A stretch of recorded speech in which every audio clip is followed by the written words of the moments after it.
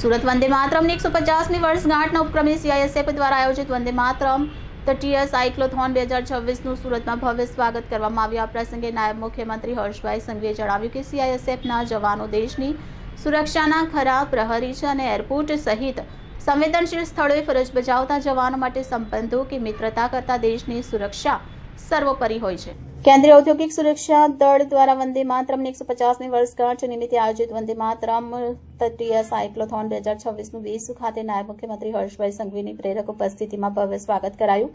65 મહિલા જવાનો સહિત 130 CISF જવાન દરિયાઈ સુરક્ષા અને સશક્તિકરણનો સંદેશ ફેલાવી રહ્યા છે। CISFના જવાન દેશની સુરક્ષાના ખરા પ્રહરી છે એમ જણાવી નાયબ મુખ્યમંત્રી હર્ષ સંઘવીએ કહ્યું કે CISFના જવાનોની નિષ્ઠા અને રાષ્ટ્ર પ્રત્યે તેમના સમર્પણને બિરદાવ્યું। આ યાત્રાની સૌથી મોટી વિશેષતા એ છે કે તેમાં 50%થી પણ વધુ મહિલા કર્મી જોડાય છે। આ બાબતને નારી શક્તિના સશક્તિકરણના પ્રતીક તરીકે જોવામાં આવી રહી છે, જે ગ્રામીણ વિસ્તારોની દીકરીઓમાં નવો આત્મવિશ્વાસની પ્રેરણા જગાડી રહી છે।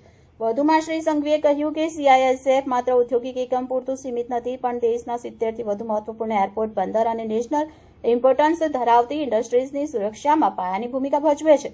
આ ઉપરાંત સંસદ ભવનની સુરક્ષા અને SPG જેવી મહત્વની જવાબદારીઓમાં પણ આ ફોર્સનું યોગદાન અતુલ્ય છે।